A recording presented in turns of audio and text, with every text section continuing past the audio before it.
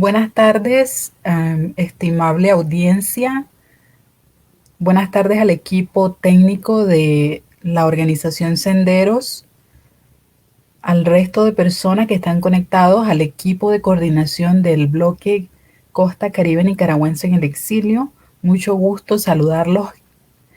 Eh, en conmemoración de un aniversario más de los pueblos indígenas, hemos trabajado en colaboración con Senderos para la elaboración de esta ponencia, donde vamos a compartirles un poco de historia ancestral, la perspectiva de vida de los pueblos indígenas desde el exilio y, por supuesto, la pandemia como un fenómeno de salud mundial dentro de las poblaciones indígenas.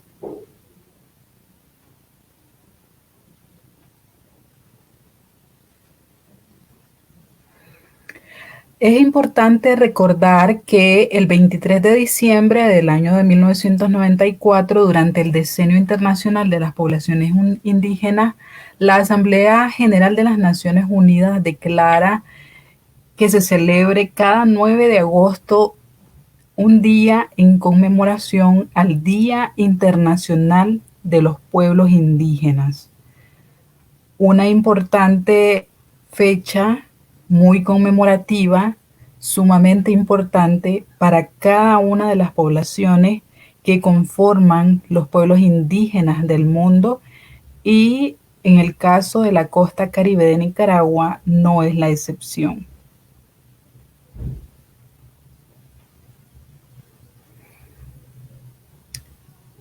Vamos a iniciar antes de saber respecto a la temática de los pueblos indígenas. Necesitamos conocer un poco de historia ancestral de los pueblos de la costa caribe de Nicaragua. Y para ello vamos a mencionar algunos de ellos y sus características propias como pueblos indígenas o pueblos originarios.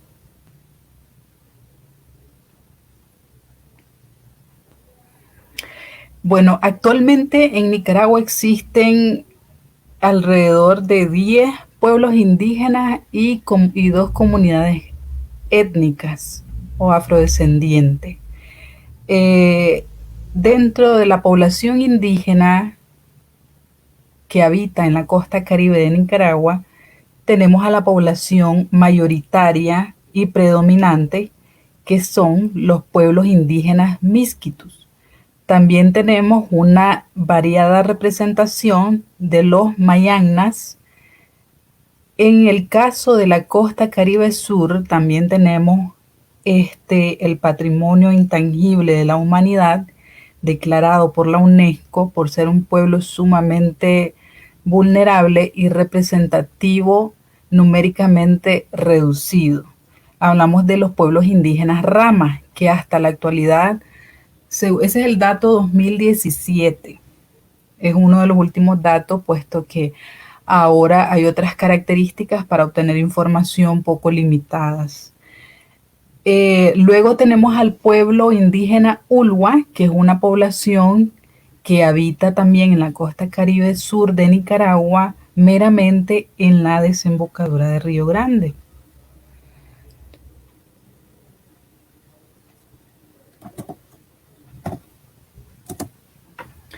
Para conocer un poco más de la historia de cada uno de ellos, vamos a empezar con el pueblo indígena Miskitu, que es el pueblo indígena, como decía, más grande y más importante en cuanto a población, y viven principalmente en la costa caribe norte de Nicaragua, en las comunidades de Prinzapolca, por ejemplo, en Huaspán, en Bilwi y en muchas comunidades que conforman el litoral de la costa caribe norte. Ellos hasta ahora conservan ampliamente su idioma autóctono y sus expresiones culturales, por supuesto. Entre ellas, una de las más destacadas es lo que nosotros denominamos el Sicrutara, que precisamente se celebra ahora en el mes de agosto. Hasta ahora tenemos entendido que fue suspendido por la situación misma de la pandemia.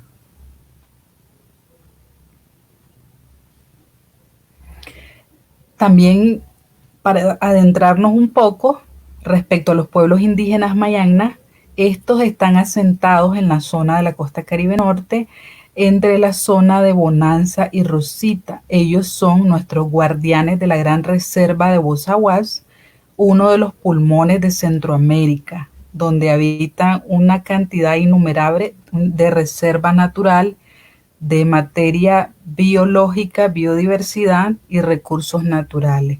Ellos hasta ahora conservan su cultura, las formas tradicionales de organización y por supuesto su idioma.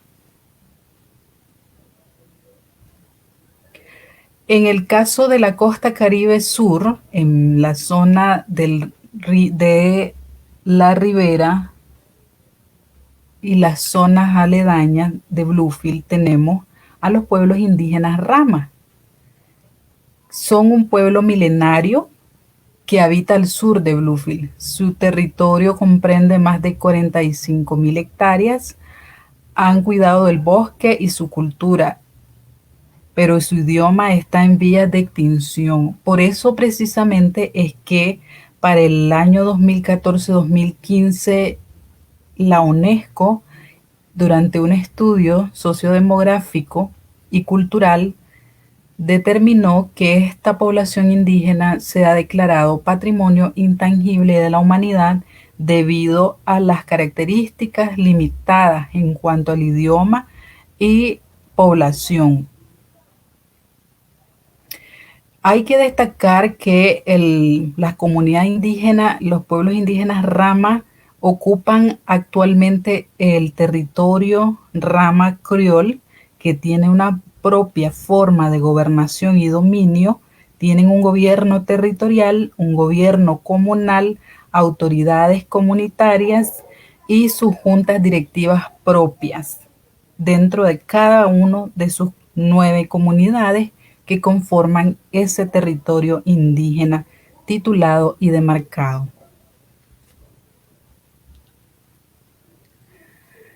En cuanto al tema de los pueblos indígenas Ulua, como decía anteriormente, están asentados meramente en la zona de la desembocadura del Río Grande. También conservan su cultura e idioma, aunque también está bajo amenaza de desaparecer, ya que muchos han asumido el idioma del misquito como una lengua materna. Y la cuna del pueblo indígena Ulua, están ubicados en la comunidad de Caraguala, dentro de la comunidad de la desembocadura del Río Grande.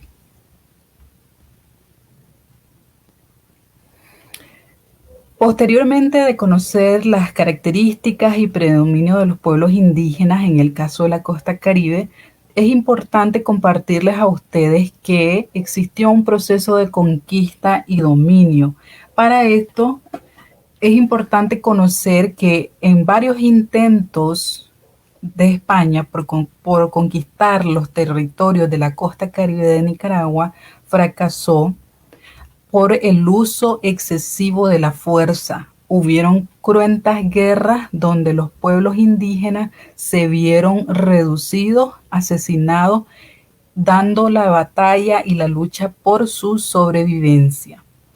Los españoles hicieron 1, 2, 3 y un sinnúmero de intentos por conquistar el territorio de la costa Caribe de Nicaragua, anteriormente llamada territorio de la Reserva de la Mosquitia. Sin embargo, es caso contrario, por ejemplo, de Inglaterra, quienes a través del comercio iniciaron la ocupación inglesa en el Caribe de Nicaragua. Ellos hicieron un intercambio de comercio y dejaron a un lado lo que son las espadas y las armas. Eso precisamente, esa forma de trabajo o de dominio, de otra forma de dominio y no bajo las armas, se produjo en una alianza anglo-misquita, que ya para 1666 se marca el inicio del protectorado de la Mosquitia con una forma de gobierno bajo el reinado de la hegemonía misquita, y fue establecido a través de esta gran alianza entre Gran Bretaña y las nuevas autoridades ancestrales del territorio Costa Caribe o anteriormente la Mosquitia.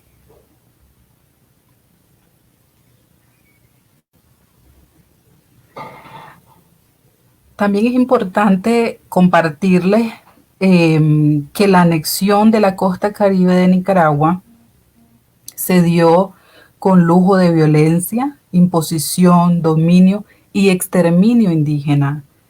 Quienes conocemos la historia de la costa caribe sabemos que esta es una situación que marcó trágicamente el desarrollo de los pueblos indígenas en nuestras regiones. Para 1894, José Santos Zelaya se tomó por la fuerza militar la región de la Mosquitia y como consecuencia de ello, por supuesto, las mejores tierras fueron distribuidas entre los amigos y parientes y allegados a Zelaya y sus ministros.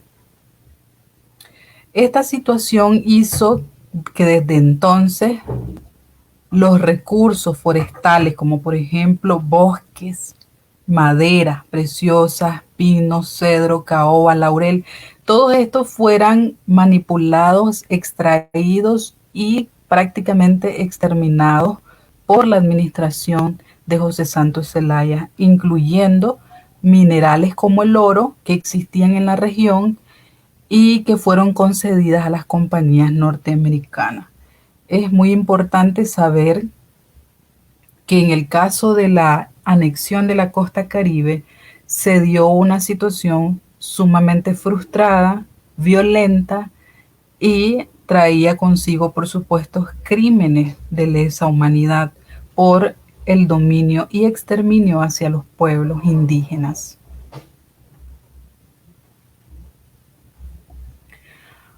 De ese modo inicia desde épocas muy tempranas un proceso de exterminio al imponer, por ejemplo, a los indígenas misquitos o al resto de indígenas que estaban en el Caribe otras culturas, otras religiones y por supuesto el español como lengua oficial. Nosotros debemos de recordar que al momento del dominio por José Santos Zelaya en la costa caribe de Nicaragua, se hace una imposición obligatoria del español y una prohibición del uso del idioma misquito en las escuelas. Es así que inició una ola de migración interna de indígenas hacia las montañas y hacia países vecinos. Hoy, por ejemplo, bajo otro sistema de dictadura, la historia se repite, con sangrientas persecuciones, secuestros, asesinatos e invasiones a las tierras comunales, muy a paciencia de las autoridades regionales y nacionales.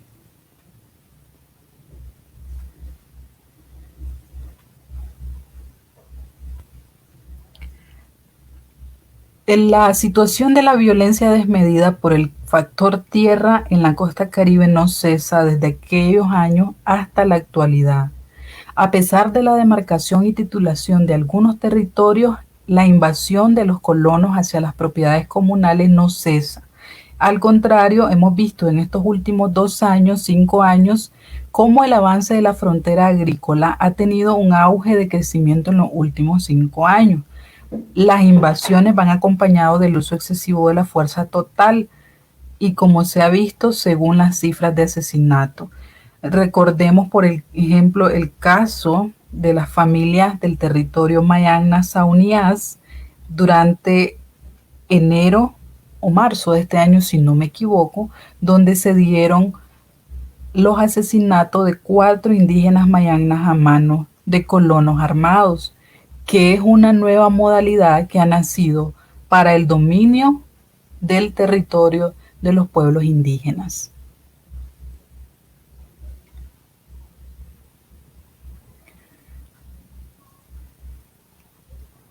A pesar del olvido histórico que han tenido cada uno de los gobiernos habidos y por haber en el Caribe de Nicaragua, los pueblos originarios y las comunidades afrodescendientes llevan sobre sus hombros la esperanza de la preservación de las lenguas, los idiomas, los dialectos, la cultura, la tradición e incluyendo la religión misma.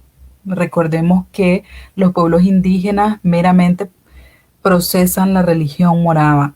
Desde aquellos años y hasta la actualidad es un proceso de conservación. En la costa caribe de Nicaragua se presentan las mayores tasas de pobreza y pobreza extrema, altos índices en embarazo precoz, analfabetismo, déficit en vivienda y una marcada deserción de los distintos niveles de educación. Aunque la costa caribe de Nicaragua ha creado un sistema de consenso y aprobado por el Consejo Regional, lo que nosotros llamamos comúnmente el CEAR, que es el Sistema Educativo Autonómico Regional, todas nuestras comunidades de habla indígena y de la etnia criol, las escuelas enseñan en español. Esta situación hace que haya una deserción escolar porque nuestros niños y la población indígena no tienen un dominio correcto del idioma castellano. Eso hace que inclusive al llegar a las universidades, la gente, los comunitarios indígenas, tengan una marcada tendencia a la deserción en las aulas de clase por el factor idioma. Es importante mencionar también que nosotros tenemos una perspectiva de vida desde el exilio sumamente distinta al resto de personas o de sectores poblacionales que están actualmente en condición de exilio en diferentes partes del mundo e incluyendo Costa Rica.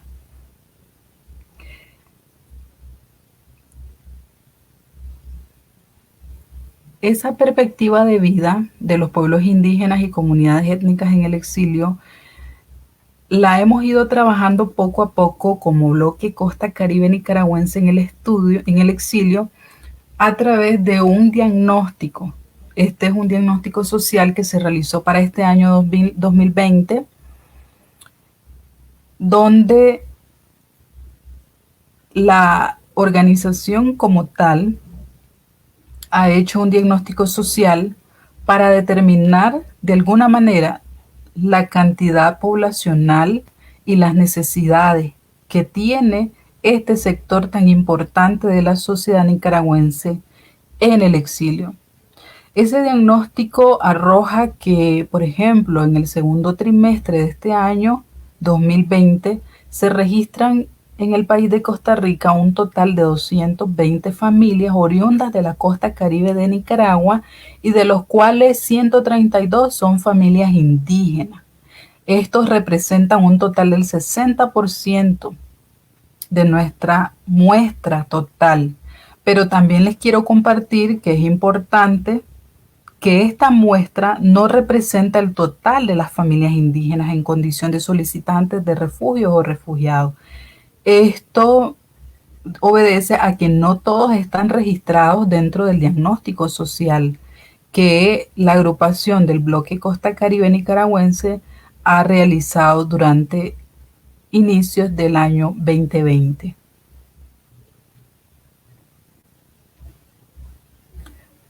La situación de las familias en condición de exilio, las familias indígenas, ha sido un poco limitada y la adaptabilidad también ha sido un poco un tema social sumamente diferente. En los núcleos familiares existen niños, niñas y adolescentes que conviven y se adentran a la adaptación social. Sin embargo, muchos de ellos bajo condiciones de limitadas, situaciones limitadas, por ejemplo, en vivienda, en servicios básicos, agua potable, alcantarillado e inclusive energía. Las familias indígenas en el exilio viven normalmente en situación de pobreza extrema en lo que se conoce dentro de algunos lugares como lugares precarios. Tienen una limitada atención en salud y con presencia de cierto grado de discriminación social por su condición étnica y sobre todo por el factor lenguaje.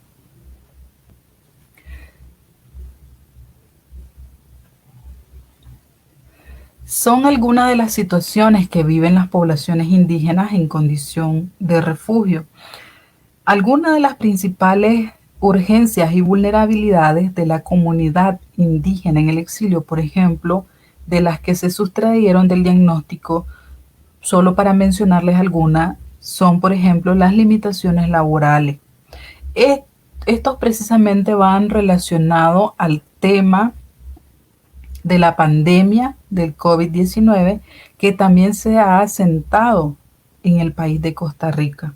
Esto ha provocado la reducción de horas y también hay problemas de vivienda consecuentemente con esto, porque la situación de emergencia de la pandemia mundial ha reducido, como decíamos, las limitaciones laborales y las horas laborales. Entonces, la gente, las familias, están teniendo dificultades con el problema de viviendas, el acceso a los servicios básicos e inclusive la atención en salud. Y toda esta situación de limitantes económicas y sociales hacen que haya una inseguridad alimentaria, porque el factor económico es sumamente marcado en cuanto a los temas de alimentación.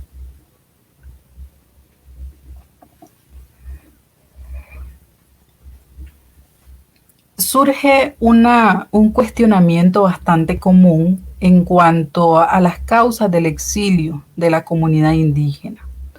Nosotros como actores sociales y pro derechos humanos dentro de los espacios públicos y dentro de las actividades que existen a consecuencia de la insurrección de abril dentro de este país de Costa Rica, nos hemos encontrado con múltiples limitaciones. Nosotros como equipo de coordinación del bloque Costa Caribe Nicaragüense en el exilio, tenemos algunos instrumentos y herramientas las cuales nos hacen de pronto surgir. Pero hay personas que tienen muchas limitaciones y han cuestionado en algunos de los espacios en los que hemos compartido algunas de esas causas. Inclusive hay personas, hay grupos que han negado la presencia de pueblos indígenas en el exilio porque simplemente desconocen las características y la cultura de los pueblos indígenas. Y nosotros nos dedicamos a hacer un pequeño análisis para enumerar estas causas de pueblos indígenas en el exilio. Y dentro de ellas nos encontramos que existe, por supuesto, la persecución directa a líderes, a actores sociales, a activistas de derechos humanos, a los pueblos indígenas y comunidades étnicas a raíz de la insurrección de abril 2008. Existe, por supuesto, una marcada censura y limitaciones a la libertad de prensa e información. Es tanto así que nosotros como comunidad indígena en el exilio tenemos el desplazamiento forzado de periodistas que están aquí en el exilio. Esta situación no deja de ser real y verídica en el caso de los hermanos periodistas que están en Nicaragua. Un caso ejemplar ahorita es el de la joven Kalua Salazar en cuanto al tema de censuras y limitaciones que ha estado procurando el gobierno nicaragüense y sus autoridades regionales. En la actualidad esta joven está siendo prácticamente perseguida por practicar el periodismo. Es una situación lamentable y sumamente violatoria a las condiciones de derechos humanos y a la libertad de prensa. Otro de los factores y de las causas que hay que mencionar es la invasión marcada de colonos en tierras comunales. Poblaciones mestizas que se desplazan del interior del país hacia las comunidades indígenas, hacia los territorios indígenas, ante una permisiva complicidad del Estado con una marcada notoriedad en estos últimos años. También existe una ola de incrementos en asesinatos de comunitarios indígenas en los territorios. Y ya decíamos que estos son hechos de crímenes de lesa humanidad que han sido denunciados ante la Corte Interamericana de Derechos Humanos y que han sido denunciados a nivel de nación ante el CENIT y ante otros organismos de derechos humanos para obtener alguna respuesta. Sin embargo, hasta la actualidad no hay una sola persona detenida por estos crímenes en territorios indígenas.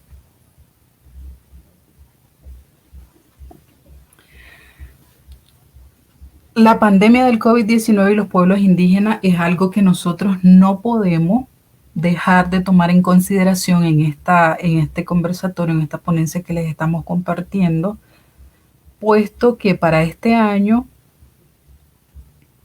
las Naciones Unidas y su Consejo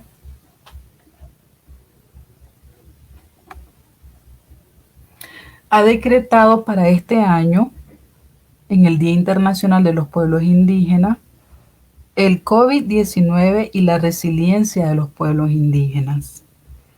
Es un tema sumamente estrecho con la situación actual que viven los pueblos indígenas en los territorios de Nicaragua y en el exilio.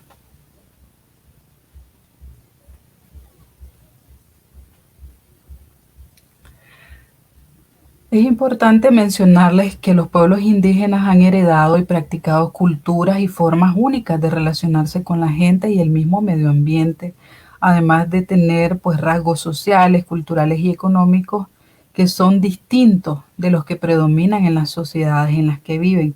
Y pese a sus diferencias culturales, los pueblos indígenas en todo el mundo comparten problemas comunes a la hora de proteger sus derechos como pueblos diferentes. Esta situación hace que las comunidades indígenas se enfrenten a una serie de desafíos de base y desafortunadamente la realidad que los afecta como pandemia ante el COVID-19 pues empeoran aún más dentro de las poblaciones indígenas.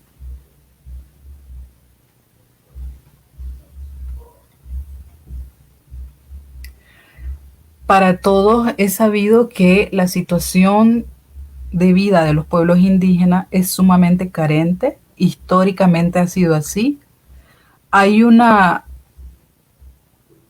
experimentada deficiencia en atención sanitaria. Las tasas significativas más altas de enfermedades transmisibles y no transmisibles, la falta de acceso a los servicios esenciales, el saneamiento, por supuesto, y otras medidas preventivas clave, como por ejemplo el agua, el jabón, los desinfectantes, sobre todo estos enseres de uso de higiene que se están utilizando ante la pandemia, son limitados, aunque nos cueste creerlo, así sucede. Sucede porque los pueblos viven en total abandono e indefensión. Por ejemplo, en las comunidades, la mayoría de las instalaciones médicas locales o las que están cercanas, si, por ejemplo, en el caso específico de las comunidades en Nicaragua, si es que hay, porque hay lugares donde ni siquiera hay acceso a servicios de salud, estos suelen estar mal equipadas o carecen de personal. Incluso cuando los pueblos indígenas pueden acceder a estos servicios de salud, sucede que hay estigma y discriminación. Y son situaciones reales que se viven. Los problemas que suscitan dentro de las comunidades hasta la actualidad hacen que persistan marcadas diferencias por la condición étnica o lingüística. Aunque estos servicios existen de manera limitada, no hay un sistema autonómico regional que se aplique. Los sistemas de salud carecen de traductores hasta la actualidad. Dentro de los estilos de vida tradicionales de los pueblos indígenas, por ejemplo, hay una fuente de resiliencia, sí hay, pero en este momento puede representar una amenaza para evitar la propagación del virus. Las comunidades indígenas tienen un propio sistema de resiliencia en cuanto a la medicina tradicional, pero para tratar enfermedades comunes.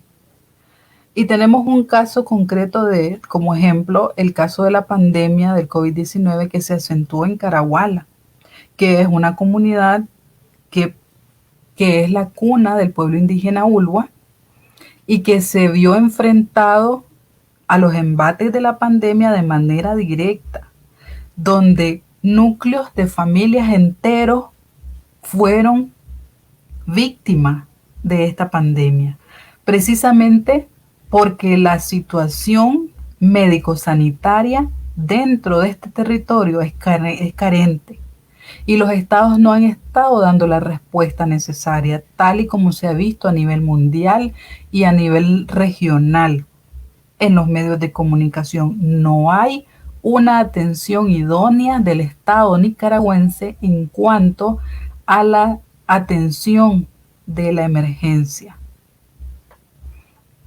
Hay que destacar también la situación de las mujeres indígenas, porque éstas representan el principal sustento de las familias en cuanto a proveer alimentos y el tema de nutrición para las familias propias. Y es aún más grave esta situación de las mujeres indígenas, puesto que este tema de la pandemia del COVID-19 ha desatado una ola de violencia intrafamiliar con las mujeres indígenas. Son situaciones que se viven en esta emergencia mundial.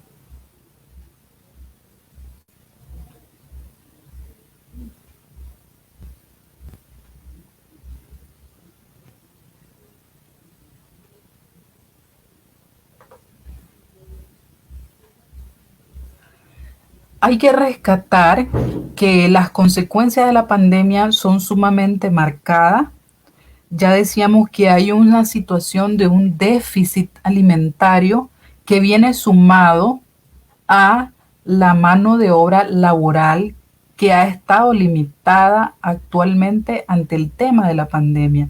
Estas limitaciones o déficit alimentario afectan directamente a la salud física de las poblaciones, trayendo consigo una desnutrición marcada, afectando la salud mental de las personas y la sensibilidad misma. Hasta ahora, la situación de la salud mental no ha sido tomada en consideración de manera relevante, pero sí existe una afectación mental directa a consecuencia de la pandemia del COVID-19 dentro de las comunidades indígenas, puesto que nadie estaba susceptible de atender una emergencia o una pandemia de esta magnitud. Estas situaciones llevan a una educación de bajo rendimiento escolar e inclusive a la deserción escolar de los niños. La situación de la pandemia es tan marcada que algunos países, por ejemplo Costa Rica, ha retomado el sistema de educación en línea o a través de conexión a Internet. En el caso de las familias indígenas en el exilio, esta situación se limita muchísimo, puesto que si las familias en el exilio no tienen recursos económicos para atender la situación de vivienda y alimentación, mucho menos tienen los recursos para atender los temas de servicios básicos, incluyendo agua, energía y acceso a los recursos tecnológicos vía Internet de banda ancha. Y eso significa que niños y niñas no están siendo incluidos dentro de lo que es un sistema educativo eficiente e incluyente.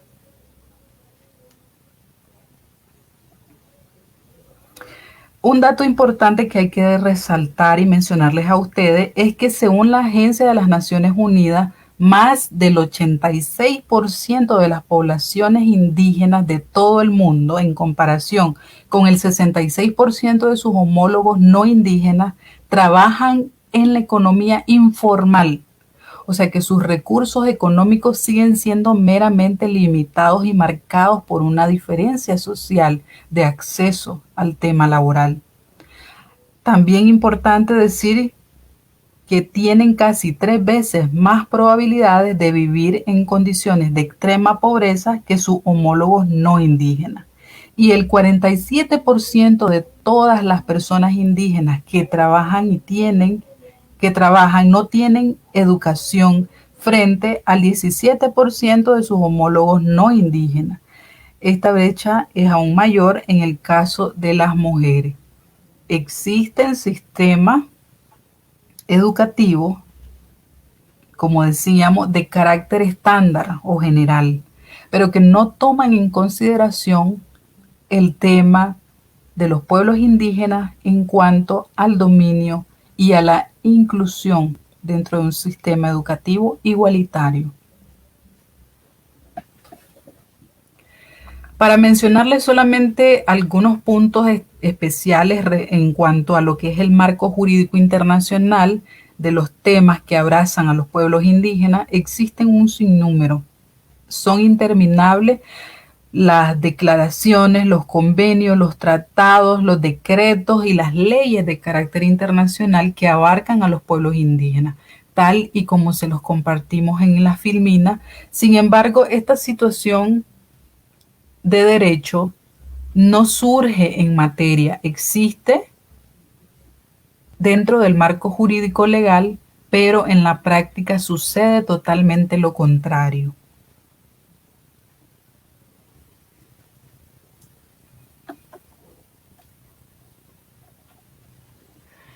Esas son algunas de las partes de los tratados de la Declaración Universal de los Derechos Humanos desde 1984, el Pacto Internacional de los Derechos Civiles, las directrices voluntarias de apoyo a la realización progresiva del derecho a una alimentación adecuada. Son temas sumamente relacionados a todo lo que tiene que ver inclusive con seguridad alimentaria y los derechos de los pueblos indígenas, inclusive a tener un acceso, una alimentación sana, con el tema de los transgénicos que existen en los alimentos actualmente.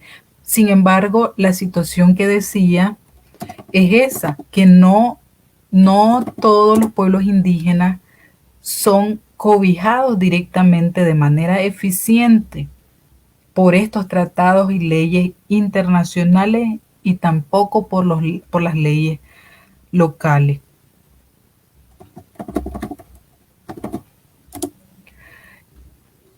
Para hacerle mención especial al marco jurídico regional, que corresponde meramente a las regiones autónomas de la costa Caribe Norte y costa Caribe Sur de Nicaragua, para el caso de los pueblos indígenas o pueblos minoritarios existe la Ley 28 o Estatuto de Autonomía. Estos son marcos jurídicos meramente regionales que regulan el sistema de administración regional, los gobiernos regionales, los gobiernos municipales, las formas propias de organización de las comunidades. También existe la Ley 445, que es la Ley de Demarcación y Titulación de los pueblos indígenas, de los territorios de los pueblos indígenas. Esto tiene que ver meramente con los temas territoriales de demarcación y titulación en cuanto a la invasión de los colonos dentro de territorios indígenas. Para el caso específico de esta ponencia, cuando digo colonos me refiero a pueblos mestizos o que no son originarios de los territorios indígenas y que se adentran para poseer directamente las tierras indígenas. Y aclaro el término de colonos porque precisamente el colón es la moneda nacional del país vecino de Costa Rica, pero estamos hablando meramente de colonos que tienen que ver con pueblos que no son originarios de los lugares o son pueblos mestizos que se adentran de manera violenta dentro de los territorios indígenas. También existe la Ley 162, que es la ley de uso oficial de las lenguas de las comunidades de la costa atlántica de Nicaragua, que abraza directamente al SEAR, al Sistema Educativo Autonómico Regional.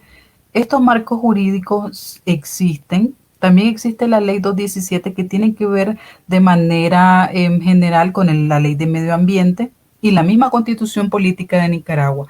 Hay que remarcar que aunque existen estas leyes de carácter internacional y de carácter regional, la situación de vida de los pueblos indígenas no está siendo atendida de la manera idónea y correcta.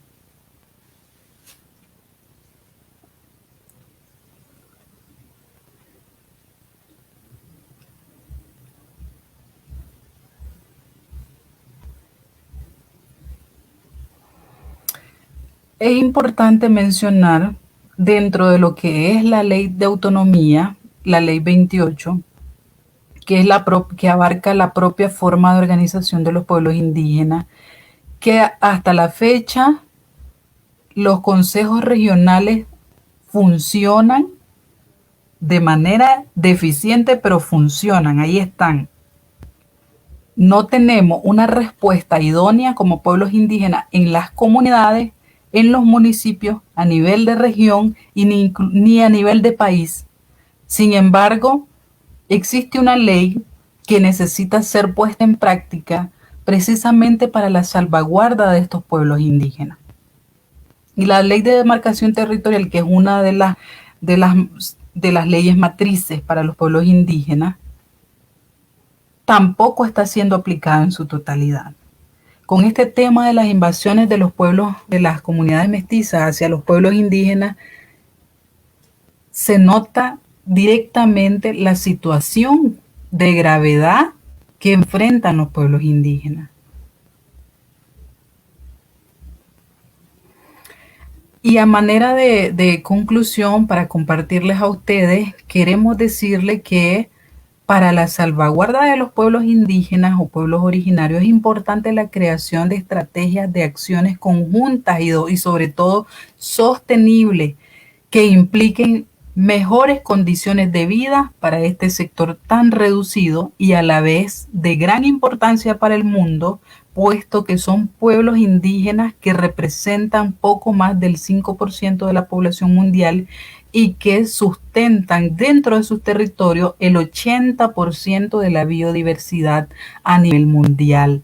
La reserva de Bozahuas, la reserva Indio y Maíz, no son la excepción, están dentro de territorios indígenas y son precisamente estas poblaciones especiales las que han procurado el desarrollo, la sostenibilidad y la salvaguarda de estos recursos naturales que significan la Pachamama para los pueblos indígenas originarios de la costa caribe de Nicaragua.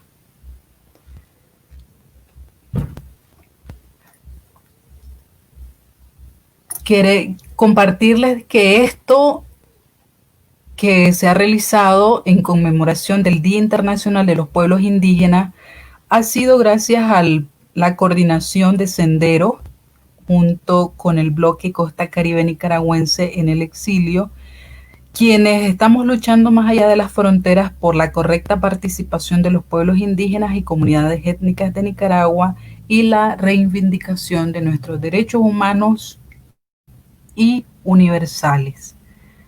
Si alguno de las personas que tenemos en línea quisiera compartir alguna experiencia, alguna nota o algo que sea sumamente llamativo para ustedes en esta ocasión, igual pueden dejarnos los comentarios o hacérmelo llegar. Estoy leyendo para que podamos compartir amenamente. Muchísimas gracias a la estimable audiencia que ha estado al pendiente de esta transmisión especial en conmemoración del Día Internacional de los Pueblos Indígenas.